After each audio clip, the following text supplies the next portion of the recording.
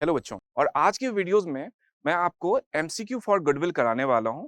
इसमें कुछ क्वेश्चंस मैंने ऐसे सेलेक्ट करे हैं जो एवरेज हैं, स्टैंडर्ड हैं और एडवांस्ड है। बेसिक से लेके एडवांस तक के सारे क्वेश्चंस मैंने इसमें सिलेक्ट करने की कोशिश करी है and definitely it will be helpful for your upcoming CUET exam. तो पहले कॉन्सेप्ट आप देखें पहले वाली वीडियो में and then you will go through this MCQ for goodwill वाला video. So let's start without wasting the time. तो पहला क्वेश्चन हमारे पास है, goodwill is defined as an intangible assets. तो गुडविल आपके लिए क्या डिफाइंड है? It is an intangible assets. So yes, option number A is correct. Second, break even indicates. Break even क्या होता है? ब्रेक इवन होता है बेसिकली जब revenue and cost are equal, when there is a no profit no loss. तो no profit no loss का chance कब बनेगा? जब हमारे पास जो कॉस्ट प्राइस है that should be equals to your selling price. तो इसको हम बोलते हैं ब्रेक इवन पॉइंट। तो यस, ऑप्शन नंबर बी जो आप देख रहे हैं ये आपके लिए करेक्ट ऑप्शन होगा। Now moving to the next. Next question है, the excess amount which the firm can get on selling its assets over and above the saleable value of its assets is called, of course, goodwill. ये आपका D option बिल्कुल correct है। Now moving to the next question. ये question देखें आप, a firm's goodwill is not affected by. तो सबसे पहले हमें ये देखना चाहिए कि फर्म की गुडविल किस किस चीजों से अफेक्ट होती है। तो ये इन सारों चीजों से अफेक्ट होती है। लोकेशन ऑफ द फर्म से होती है, the reputation of the firm से होती है, बेटर कस्टमर सर्विस से होता है। दीज आर द पॉइंट्स जिससे आपकी गुडविल अफेक्ट करती है। आपकी गुडविल इन सब चीजों से मिलती है। These are the major component of your earning better profit in the market. तो इसमें क्वेश्चन है, a firm goodwill is not affected by. Not affected by बोला है, इसलिए हमने डी ऑप्शन करा, क्योंकि इन सब चीजों से ये अफेक्ट होती है। I hope you understand. Next question मैं सिलेक्ट करना चाहता हूं, फिफ्थ वाला। अब इस क्वेश्चन को देखें तो basically weighted average method of calculating goodwill is used. हमने बेसिक कॉन्सेप्ट में बात करी थी कि जब भी हम वेटेड एवरेज की बात करते हैं तो ये ट्रेंड दिखाता है।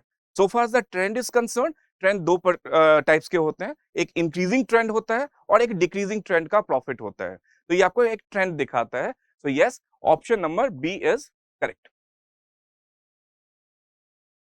तो option number B is correct, this one is correct. Now moving to the next question. Under the capitalization method, the formula for calculating the goodwill is, first option है हमारे पास super profit multiplied by the rate of return, नहीं। B option है हमारे पास average profit multiplied by the rate of return, ये भी नहीं है। super profit divided by the rate of return, yes, ये फॉर्मूला है। क्योंकि हमारे पास कैपिटलाइज मेथड में दो फॉर्मूले होते हैं, एक कैपिटलाइजेशन हम एवरेज से कर सकते हैं और एक कैपिटलाइजेशन हम सुपर प्रॉफिट से कर सकते हैं। तो सुपर का प्रॉफिट का फॉर्मूला होता है कैपिटलाइजेशन का, super profit into 100 upon normal rate of return. तो यहाँ क्लोजेस्ट आंसर क्या है? Super profit if divided by the rate of return, so you will get to know about the goodwill. तो ये option C number is correct. Now moving to the next question. तो next question आपके सामने है, the total capital employed in the company is rupees 8 lakh. देखें ये 8 लाख का है। Reasonable rate of return is 15%। Reasonable rate of return is 15%। 15% का reasonable rate of return है और प्रॉफिट आपने कितना करा है? 12 लाख रुपीस का प्रॉफिट करा है। तो the value of goodwill at the company as per the capitalisation method will be. तो आपके पास कैपिटल एम्प्लॉयड 8 लाख रुपीस का दिया हुआ है और with the help of profit, with the help of normal profit, with the help of average profit, हम capitalise value निकाल लेंगे। तो कैपिटल एम्प्लॉयड हमारे पास ऑलरेडी गिवन है, मैं यहां मार्क कर लेता हूं कि हमारे पास कैपिटल एम्प्लॉयड दिया हुआ है, it is given at rupees 8 lakh, जो हमारे पास इंफॉर्मेशन गिवन है, राइट। हमें कैपिटलाइज्ड वैल्यू निकालना है। तो कैपिटलाइज्ड वैल्यू के लिए हम कैसे निकाल सकते हैं? Average profit that is 12 lakh into 100 upon normal rate of return, जो कि 15% है, तो 15% से आप इसको डिवाइड कर सकते हैं। So this should be how much? 80 lakh rupees. Now, how to calculate the goodwill? So goodwill is the difference of capitalized value minus capital employed.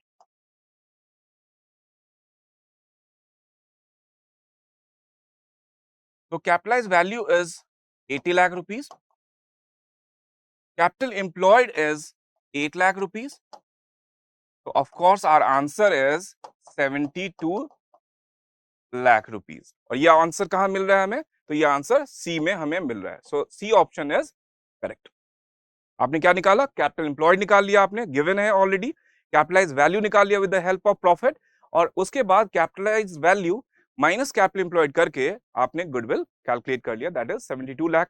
So yes, option number C is correct. Now moving to the next question. तो question number 8 को हम देखते हैं. A firm earns rupees 1 lakh. Firm ने earn करा है 1 lakh rupees का profit. The normal rate of return is 10%. The assets of the company amounted to be 10 lakh and the liabilities is rupees 1 lakh. Value of goodwill by the capitalization of average profit method. बहुत simple है. हमारे पास already average profit given है. With the help of this हम capitalised value निकाल लेंगे, और capital employed के लिए भी हमारे पास सारी इंफॉर्मेशन अवेलेबल है, that is your total assets and total liabilities. तो with the help of this हम कैपिटल एम्प्लॉयड कैलकुलेट कर लेंगे. तो चलिए करते हैं इसको. तो सबसे पहले हम कैपिटलाइज्ड वैल्यू निकाल लेते हैं. तो capitalise value here is, formula आप सबको पता ही होगा, एवरेज प्रॉफिट जो कि 1 लाख रुपीस का दिया हुआ है into 100 upon normal rate of return that is 10. तो आप ये देखें कि ये आपके पास 10 लाख रुपीस का कैपिटलाइज वैल्यू आ गया. ऑलराइट. तो next step is to calculate the capital employed. अब कैपिटल एम्प्लॉयड को कैलकुलेट करने के लिए फॉर्मूला आपको पता ही है, total assets minus total liabilities. तो इस क्वेश्चन में हमारे पास टोटल एसेट्स 10 लाख रुपीस का दिया हुआ है and liabilities is 1 lakh rupees. तो your capital employed is 9 lakh rupees. Alright. अब आपको गुडविल कैलकुलेट करना है. With the help of this आपको गुडविल कैलकुलेट करने की जरूरत है. तो goodwill is the excess of capitalize value over the capital employed. तो capitalise value is 10 lakh, capital employed is 9 lakh. तो the firm goodwill is of rupees 1 lakh. ये option number D आपका बिल्कुल करेक्ट चॉइस हो सकता है. Now moving to the next question. When there is a change in the current partners association that result in ending the existing agreement and initiate a formation of a new agreement is known as. ये since जो chapter start होता है, fundamental के बाद जो chapter start होता है उसको बोलते हैं रिकॉन्स्टिट्यूशन ऑफ पार्टनरशिप. तो आप सोचोगे कि ये गुडविल में कैसे आ गया, क्योंकि वहां से रिकॉन्स्टिट्यूशन ऑफ पार्टनरशिप स्टार्ट हो जाता है. तो ये definitely it is a part of your reconstitution only. Goodwill जो चैप्टर है वो रिकॉन्स्टिट्यूशन ऑफ पार्टनरशिप का पार्ट होता है. तो एज पर द क्वेश्चन, जब भी कोई करंट पार्टनर्स एसोसिएशन में कुछ चेंज हो जाता है और कोई नई फॉर्मेशन होती है, so that is called, yes, this is called reconstitution of partnership. So option number B is correct. Now moving to the 10th question. Which of these can be a special advantage for a firm that would be helpful in generating goodwill? Is it import license? Is it long-term contracts for the supply? Is it patents? I can say all of the above. So D option is the perfect choice, क्योंकि ये तीनों major component हैं for the goodwill. With the help of this information हम बहुत easily calculate इसको कर पाएंगे. आपके पास सबसे पहले हमें करना क्या है, हमें एवरेज प्रॉफिट को कैलकुलेट कर लेना है. तो एवरेज प्रॉफिट कैलकुलेट करने के लिए फॉर्मूला आप सबको पता ही है, total profit upon number of years. तो total profit upon number of years, ये थोड़ा सा अच्छा क्वेश्चन है, क्योंकि नॉर्मली क्वेश्चन में गुडविल कैलकुलेट करना होता है, इसमें नंबर ऑफ ईयर्स कैलकुलेट करने के लिए आपसे पूछा गया है। तो let's make the total of the profit. Loss होगा, माइनस कर देंगे।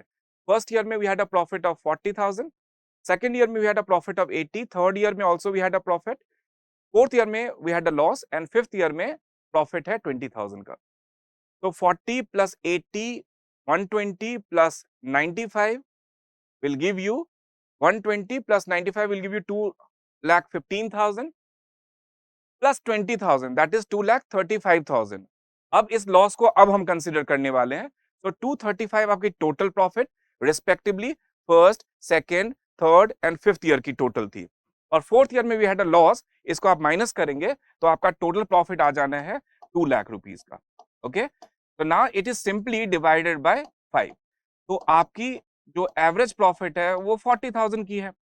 Now as per the question इन्होंने जो पूछा है, हम फॉर्मूला पहले फॉर्मुलेट कर लेते हैं। तो goodwill equals to average profit into number of years purchased.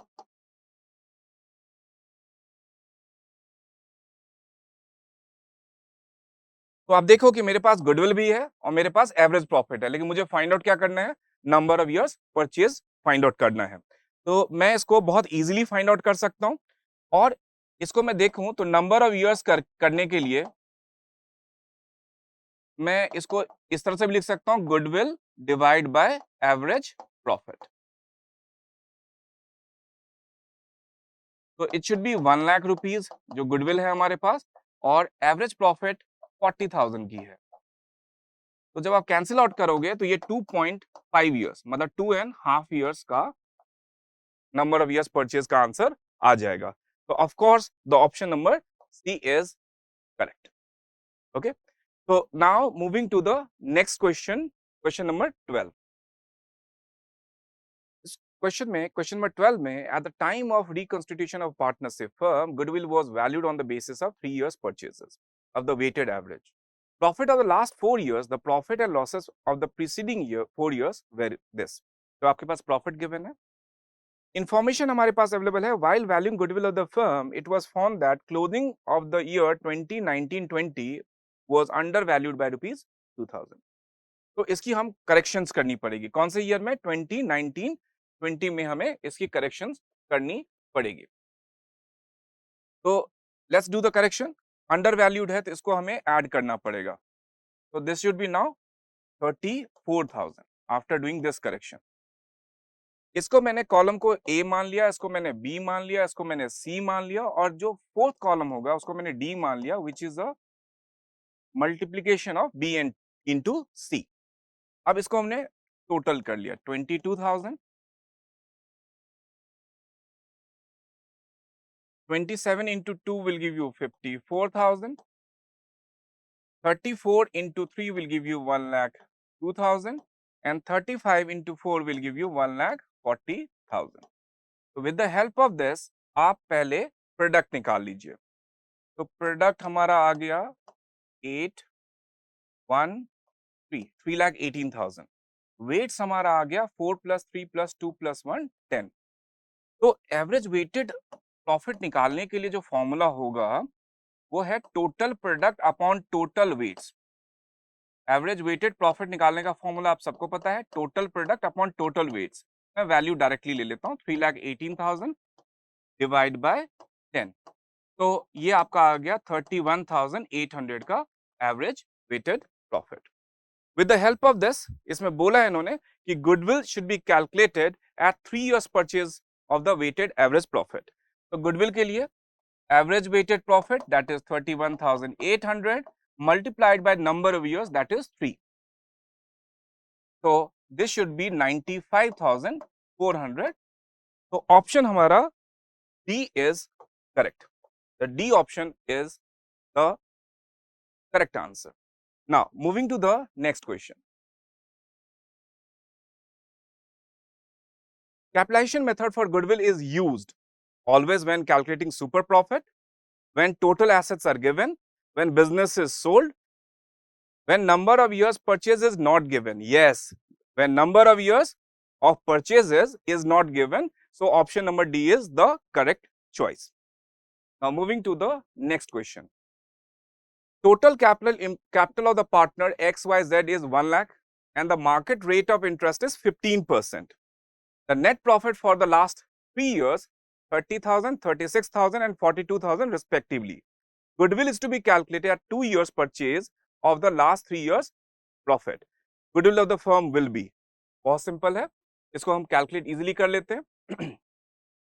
सबसे पहले आप अपना नॉर्मल प्रॉफिट कैलकुलेट कर लें. तो नॉर्मल प्रॉफिट कैसे कैलकुलेट करेंगे? आपको पता है ये नॉर्मल प्रॉफिट कैलकुलेट करने के लिए capital employed into normal rate of return upon 100. तो यहाँ कैपिटल गिवन है 1 लाख रुपीस का और normal rate of return is 15%. तो 15% of this will be 15,000. So this is your normal profit. Average profit calculate करेंगे हम. तो एवरेज प्रॉफिट का फॉर्मूला है total profit upon number of years. तो 30,000 plus 36,000 that is 66,000 plus 42,000 will give you the 1,08,000. So total profit हमारे पास कितना है? 1,08,000 का upon number of years that is 3. So it should be equals to 36,000. Now to calculate the super profit the formula is average profit minus normal profit. So now we have 36,000 ka average profit and the normal profit is 15,000. So the difference between two is your super profit. Now it is given that goodwill is to be valued at 2 years purchase of the super profit. So in order to ascertain the goodwill, the formula should be super profit that is 21,000 into the number of years purchase that is 2. So your correct answer should be 42,000. Yes. So B option, I mean the option B is the right choice. Moving to the last question. Tangible assets of the firm is 14 lakh and the outside liabilities are 4 lakh. Profit of the firm is 1,50,000 and the normal rate of return is 10% and the amount of capital employed will be. इन्होंने सिर्फ आपसे capital employed पूछा है. तो capital employed निकालने के लिए हमें बहुत simply total assets minus total liabilities कर देना है.